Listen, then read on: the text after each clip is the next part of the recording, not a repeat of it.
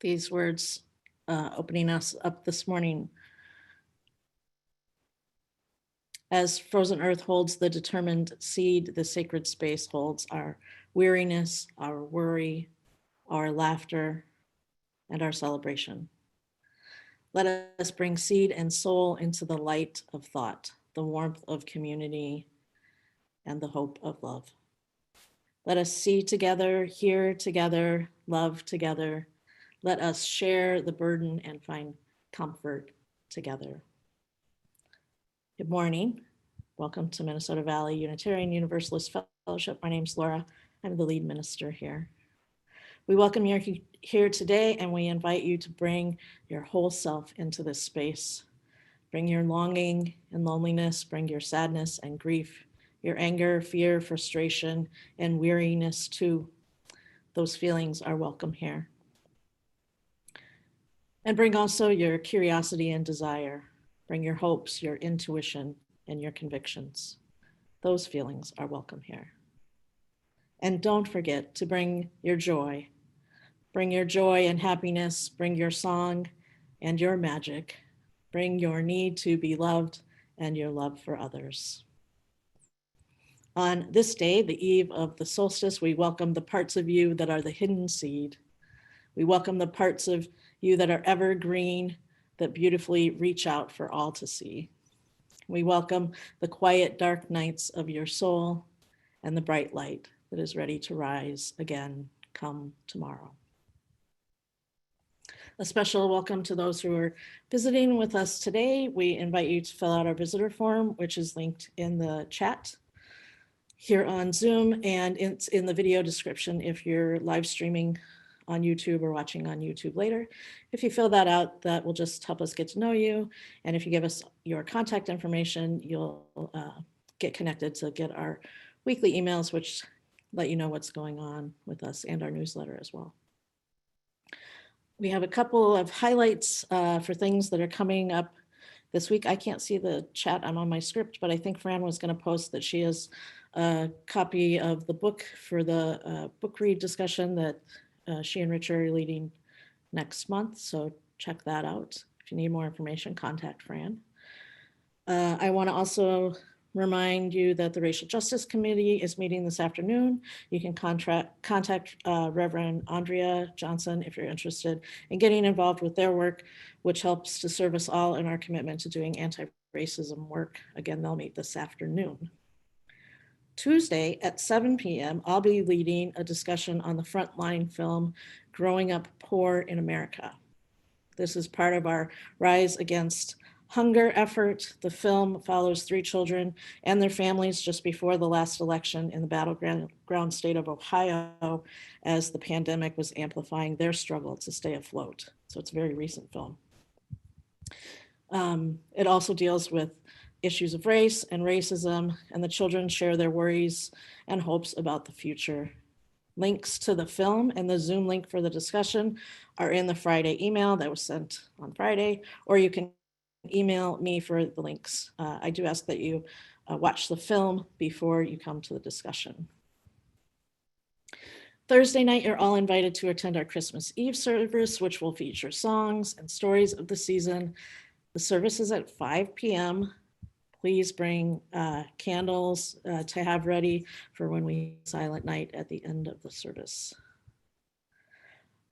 Following that service, the rest of staff and I will be taking the rest of the year off.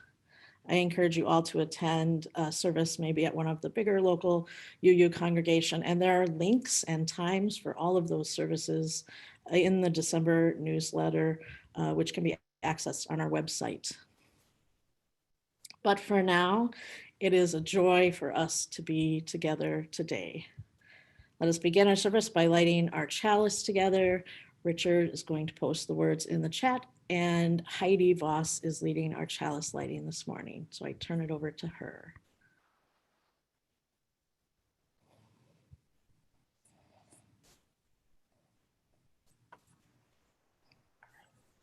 Good morning. We invite you to light your own chalice at home if you have one, and then please read along with me for the words on the words for lighting our chalice this week. Thank you. We light this chalice flame as a symbol of the oneness we share, even as our pain leaves us feeling isolated and alone. Together, we are sheltered in the bowl of our chalice, symbol of our sacred home.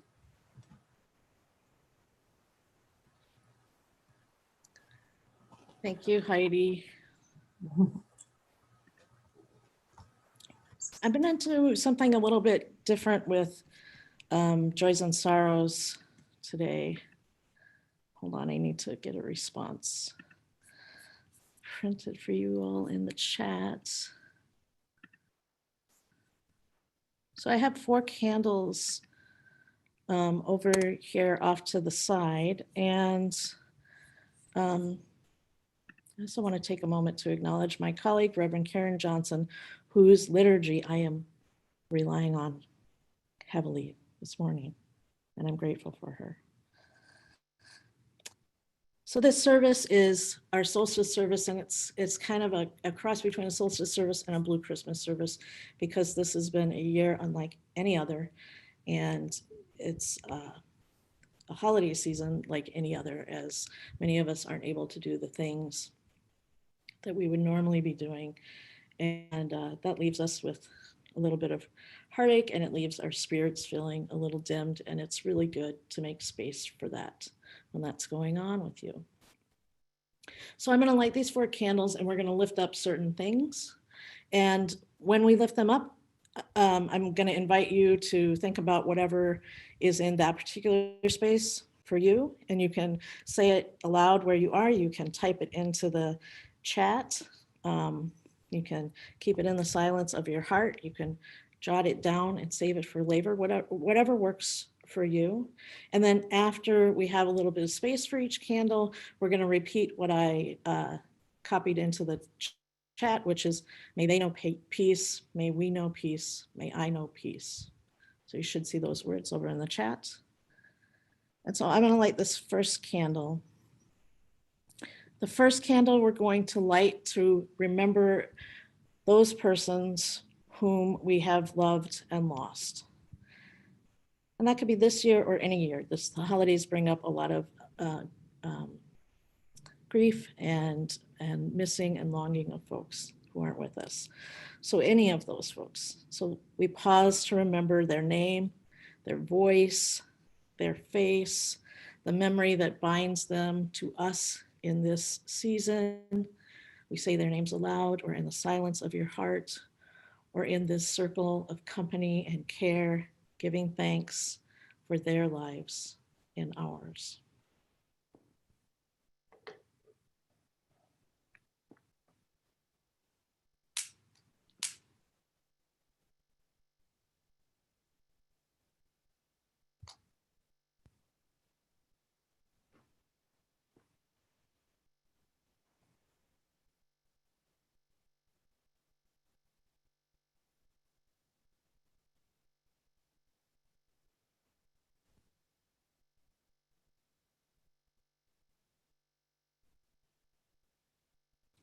And please repeat those words with me. May they know peace. May we know peace. May I know peace. The second candle that we light this morning is to redeem the pain of loss, the loss of relationships, the loss of jobs with the security that they bring, the loss of health in ourselves or in family members, the loss of joy and peace in our lives from stresses which surround us, the loss and loneliness we experience when our loved ones do not honor the purpose and meaning of our lives. As we gather up the pain of the past, we bring it with an intention of release. So here is your invitation to name those losses, aloud or in the silence of your heart, or into this circle of care we offer them.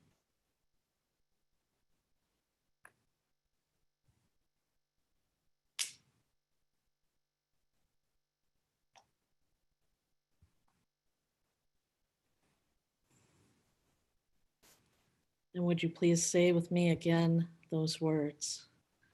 May they know peace. May we know peace. May I know peace.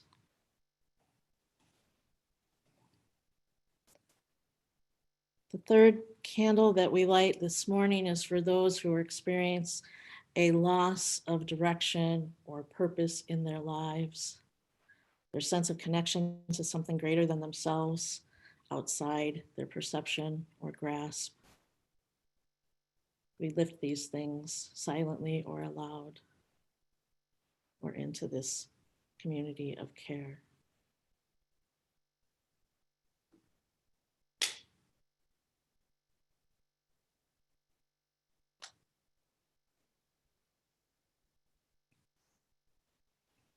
And we say those words once again. May they know peace. May we know peace. May I know peace.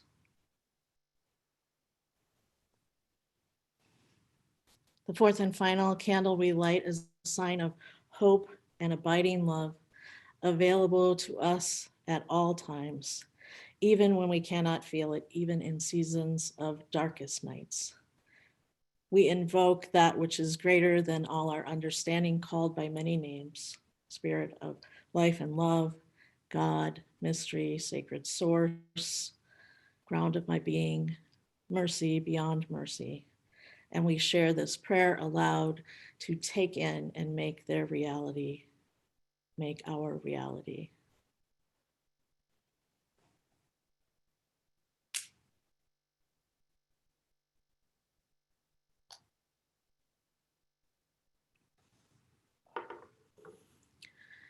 And will you say those words with me one last time? May they know peace. May we know peace. May I know peace.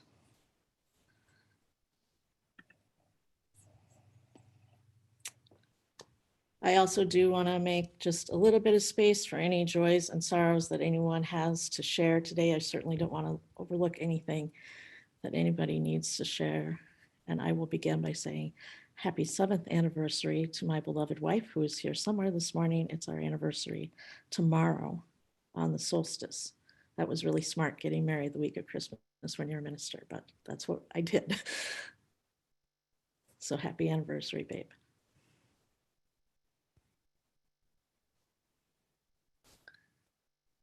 And I will just announce, because I heard before we started the service, that it's Kathy Eager's birthday.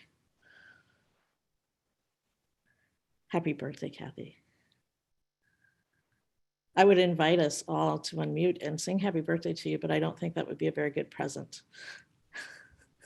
So you just have to deal with our flashing hands. Does anybody else have anything they need to share today? Oh, okay.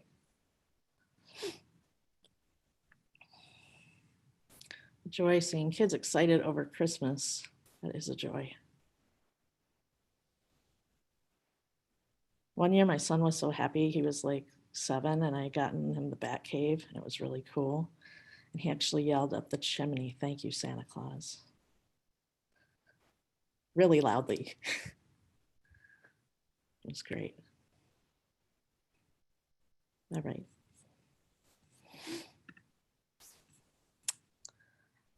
We hold all these things up, and I ask you all to join in our sun response, which Richard will link for us.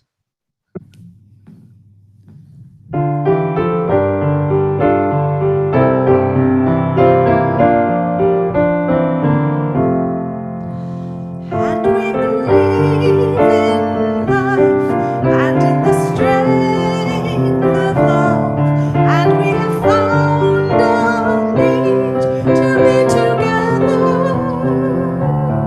We have our hearts to give, we have our thoughts to receive, and we believe that sharing is an answer.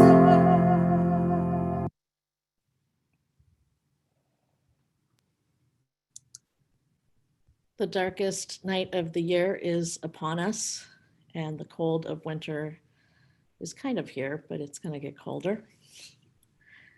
Life is not as lively as before, as seeds and creatures sleep or burrow beneath the ground to take rest and stay safe from the bitterness of the season. This turning of the season, the darkness and the burrowing have perhaps never felt as metaphorically or literally accurate as they do this year for us. Though we have a vaccine in its early distribution and a new administration poised to take the reins of our government in another month, we are tired and weary. There is a hopeful light at the end of the tunnel, but we're getting an idea of just how long that tunnel still is. And that doesn't feel too good sometimes. We are facing holidays without loved ones because we cannot gather in the ways that we used to. We are facing holidays with loved ones we have lost. We may be feeling very lonely and isolated. Those of us who do not live alone may have company, but it has been the same constant company for 9 months, day in and out. And our kids are at home, and often spouses too, 24/7 for 9 months. Now, I'm not saying that we don't love one another, but that is a lot of time to spend together without many outside of the home distractions. So that could be another source of stress. We miss our friends. We miss our colleagues, our teachers and students. We miss strangers sitting next to us in movie theaters and in concert halls. Those are the things that we're carrying, this kind of loneliness and longing that we hold right now as we go into this winter season. Reflecting that, I want to offer this video poem this morning by Tanya Davis and Andrea Dorfman. I think it captures the loneliness that we are all feeling.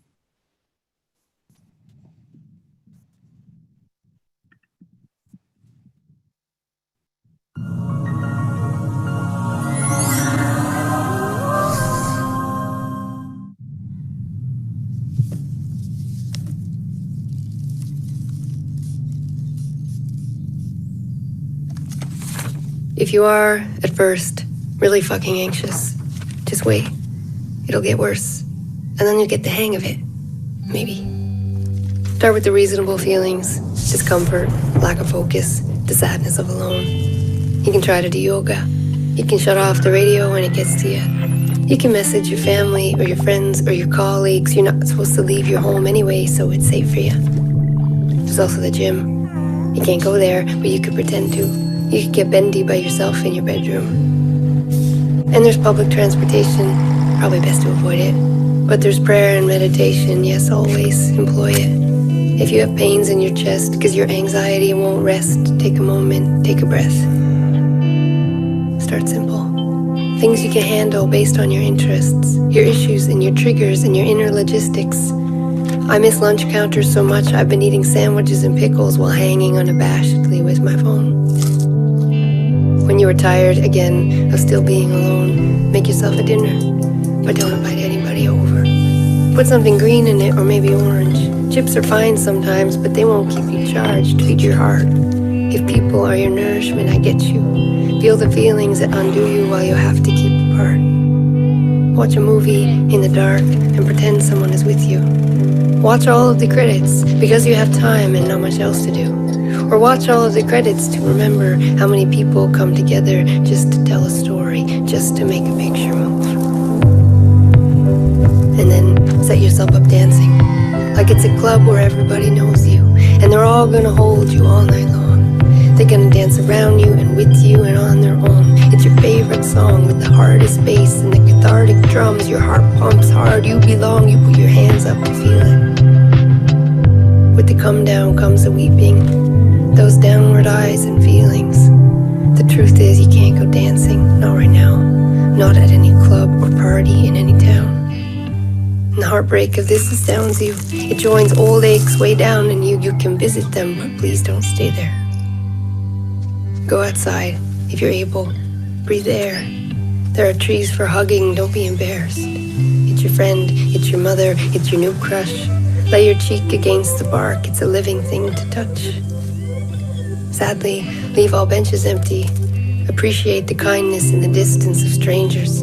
As you pine for company and wave at your neighbors, savor the depths of your conversations, the layers uncovered in this strange space and time. Society is afraid of change, and no one wants to die. Not now from a tiny virus, not later from the world on fire. But death is a truth we all hate to know. We all get to live, and then we all have to go. In the meantime, we're surrounded, we're alone. Each a thread woven in the fabric, unraveling in moments though. Each a solo entity spinning on its axis, forgetting that the galaxy includes us all. Here in our fall.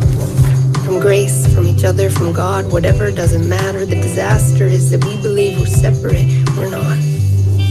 As evidenced by viruses taking down societies, as proven by the loneliness inherent in no gathering, as palpable as the vacancy in the space of one person hugging.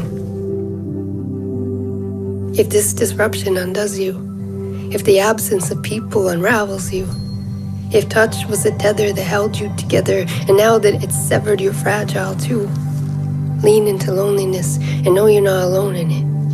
Lean into loneliness like it is holding you, like it is a generous representative of a glaring truth. Oh, we are connected.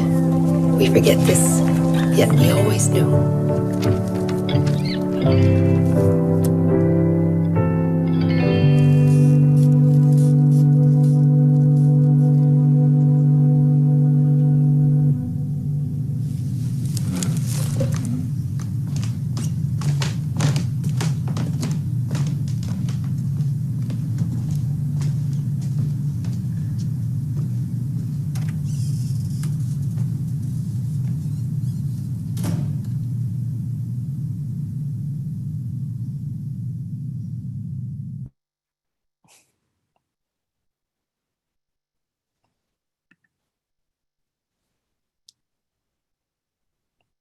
We are lonely, but we are not alone. That is something we need to remember and hold on to. We still need to support and comfort one another and ourselves in the ways that we can. It's important work, and we're going to talk about that, comforting ourselves in just a little bit. But this month, we're also inviting you to support and comfort those in need in our communities as we rise against hunger. And Richard has posted a link for donations on our website, or you can also donate using the Give Plus app on your smartphone. Donations for Rise Against Hunger should be made under the category Hunger, which is on the drop-down menu on the app or on the website. We also invite your donations in support of our own community, and you can do that under the category Sunday Collection.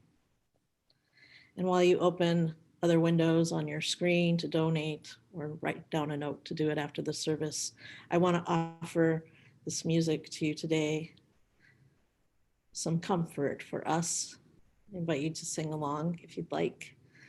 That's Hymn Comfort Me, and it's played and sung here by Lindley Wang, and she comes from the Star King UU Church in Berkeley. Thank you for your generosity.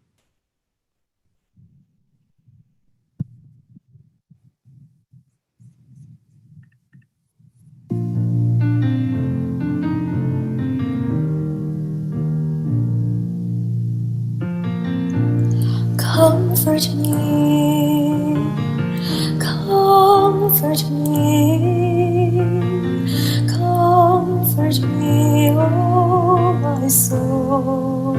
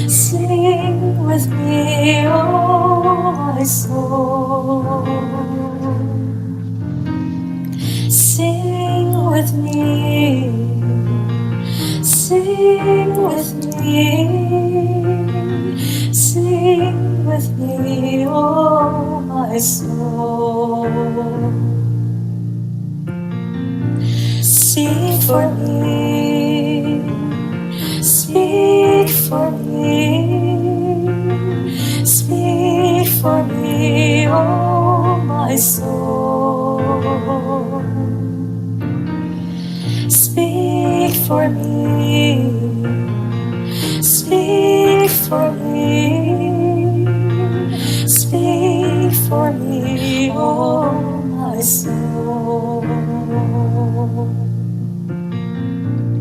Dance with me, dance with me, dance with me, oh my soul.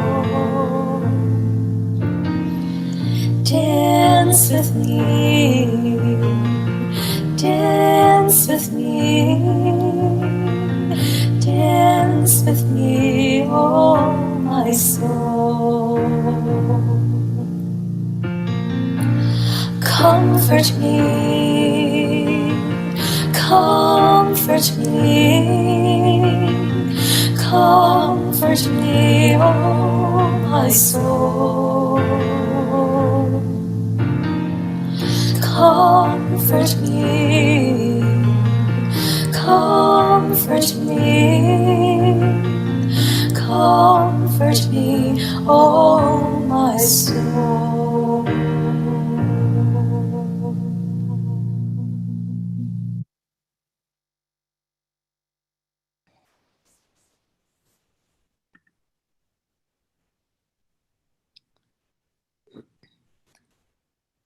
There are times when we do need to reach out to others to be comforted, to find healing, to find support. But there are also times that we need to self-soothe, to practice self-compassion and self-care. And we need to be reminded of that often because it's equally important. So now I want to offer you this video poem, Self-Compassion by James Crew.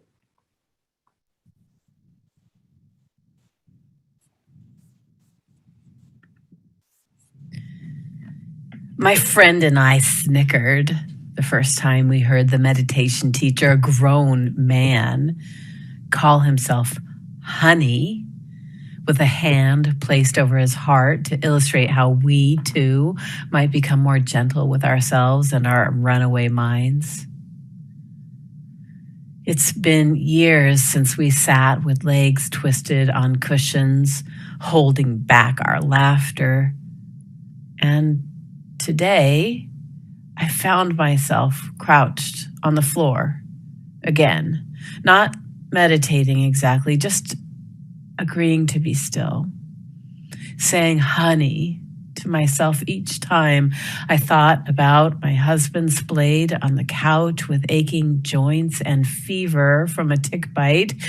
What if he never gets better? Or considered the mess of the next election? Or remembered in just a few more minutes I'd have to climb down into the cellar and empty the bucket I left beneath a leaky pipe that can't be fixed until next week? How long do any of us really have before the body begins to break down and empty its mysteries into the air?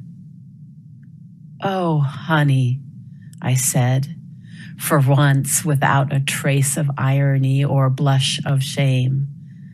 The touch of my own hand on my chest, like that of a stranger, oddly comforting in spite of the facts.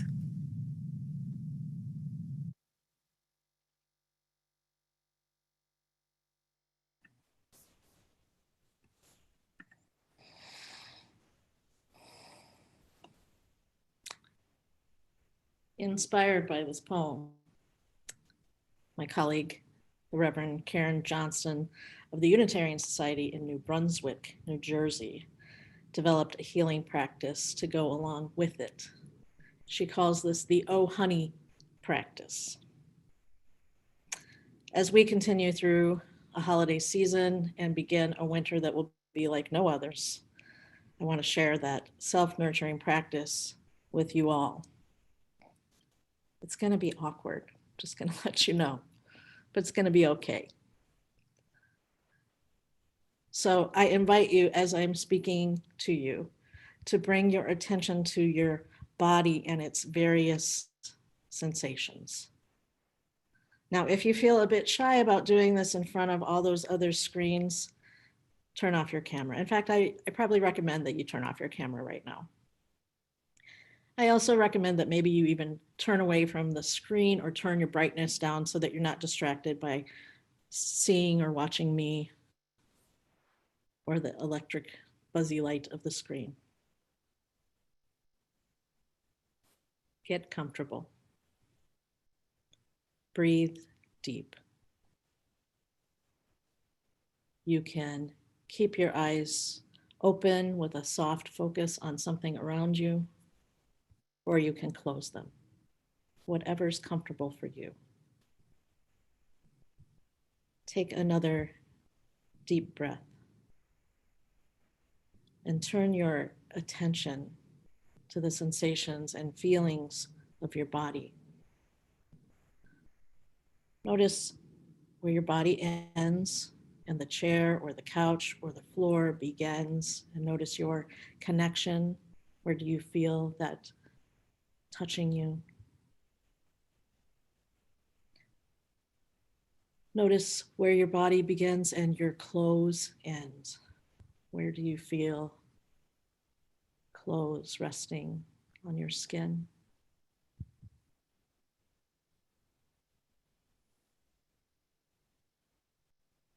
Notice the movement of your abdomen and your chest when you breathe. Feel the air coming in and out of your nose or your mouth.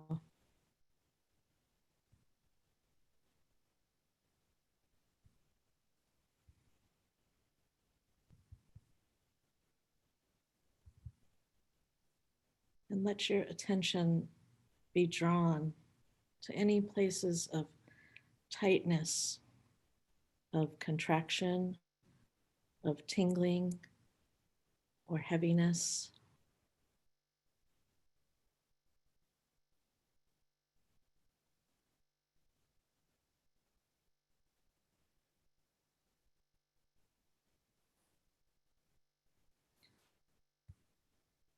For this practice, I invite you to find that part of your body that might be longing for gentle attention, where constriction indicates a stuckness, a hurt, or a pain.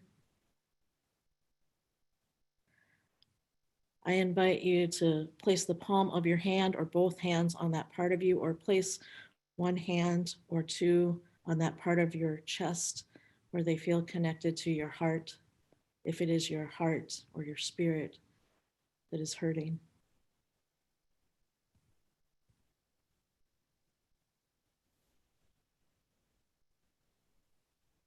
Take a comfortable breath, but hold it a little bit longer than usual, and then exhale.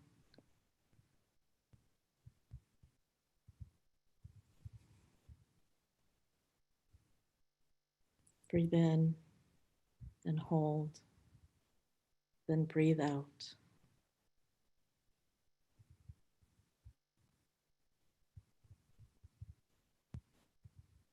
And once again, in and hold and out.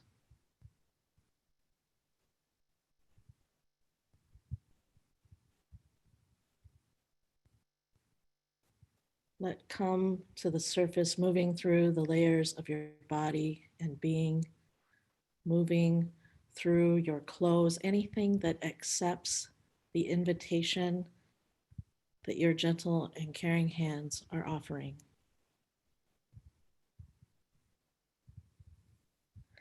Now, say to yourself aloud, if you can, "Oh, honey."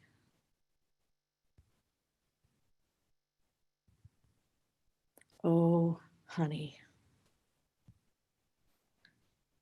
Say it like you're saying it to the love of your life, with all the concern and truth you have within you. Oh, honey. Then say it like you're saying it to yourself. Oh, honey. Move past any awkwardness or snickering, like in the poem, we heard just mentioned. Move past the discomfort of being the center of your own attention. Move past the fear of what might surface, knowing that you will greet it with a loving, a compassionate, and a fierce, "Oh, honey."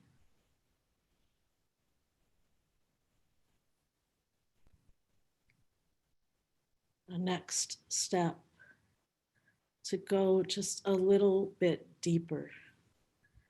I invite you to extend the O, drawing out the sounds and connecting with the vibration that arises from the elongation. Oh. Let's say that again and feel its vibration resonate through your body.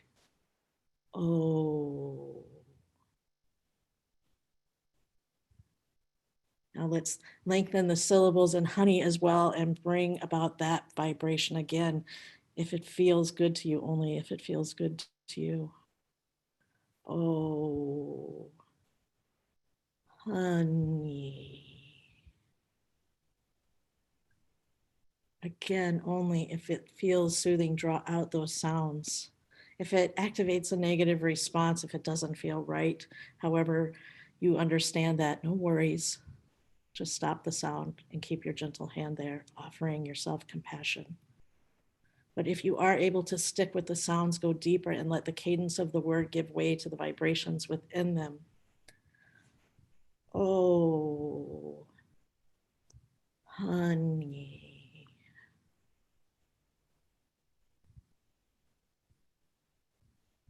The elongated sounds bring about a vibration that activates our vagus nerve, also called the soul nerve by therapist Resma Menachem. Or sometimes it's called the wandering nerve because it spreads throughout our whole body.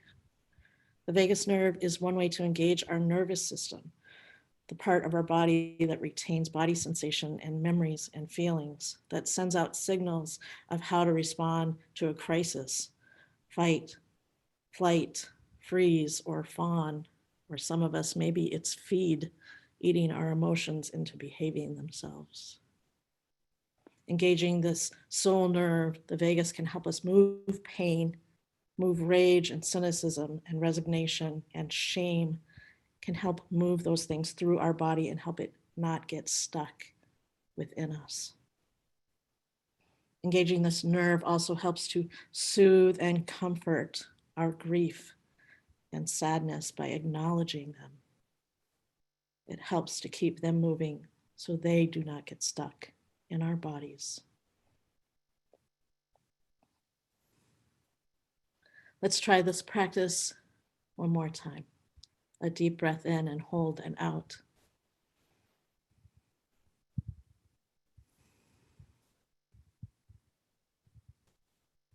Oh, honey. A deep breath in and hold and out, holding those syllables a little bit longer.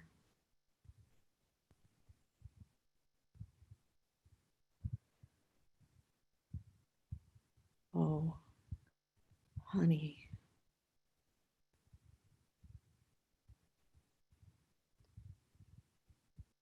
We who prize the intellect perhaps a little too much are thinking our way out will not work. Not in the long run. It can help in the moment, but if that's your only tool of healing, it is not sufficient. To heal and comfort hard feelings, we need not thoughts, but healing and tender feelings, feelings of compassion.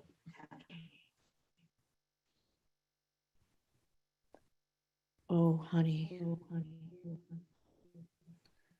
Let's keep our hands there on our heart or on that part of our body with heavy or tight or painful sensations, cooing at it, cooing at ourselves for just a few more moments until I ring the bell and bring this practice to an end.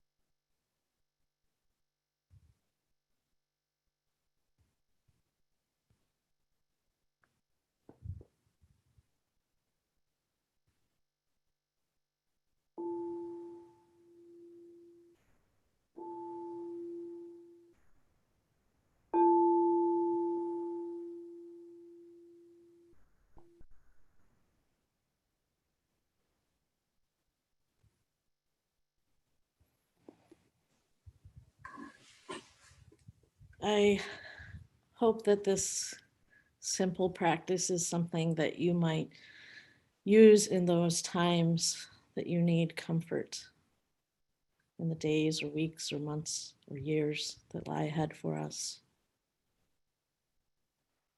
As the longest blue night comes upon us, may we find comfort. May we find safety and healing. May our hearts hold on to the truth that the light will return soon. Blessed be, and amen.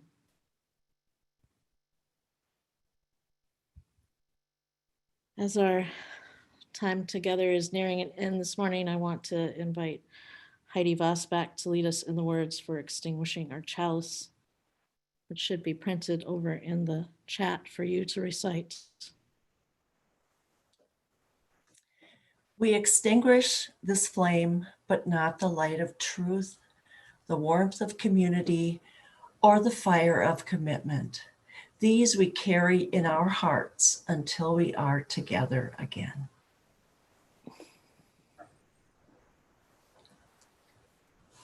Our closing words today are a poem by Jan Richardson, Blessing for the Longest Night.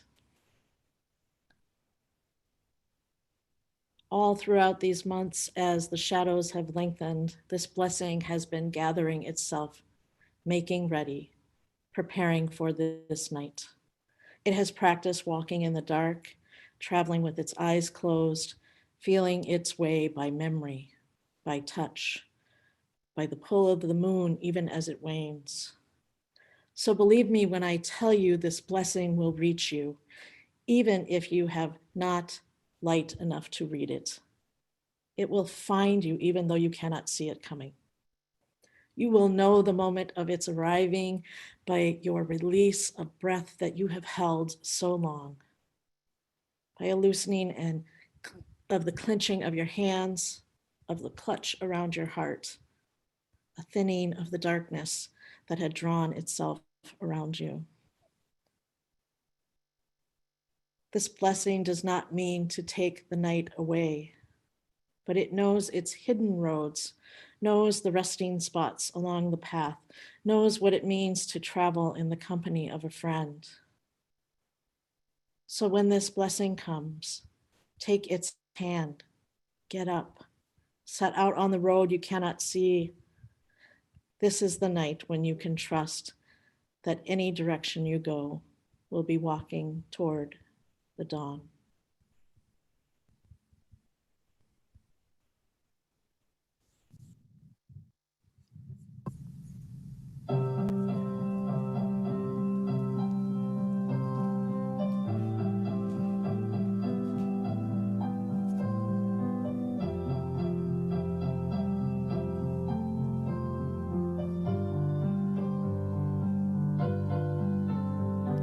It's coming on Christmas. They're cutting down trees. They're putting up reindeer and singing songs of joy and peace. Oh, wish I had a river I could skate away on. But it don't snow here, you know. It stays pretty green. I'm gonna make a lot of money and then I'm gonna quit this crazy scene. Oh, I wish I had a river I could skate away on. I wish I had a river so long I would teach my feet to fly. Oh, I wish I had a river I could skate away on. I made my baby cry.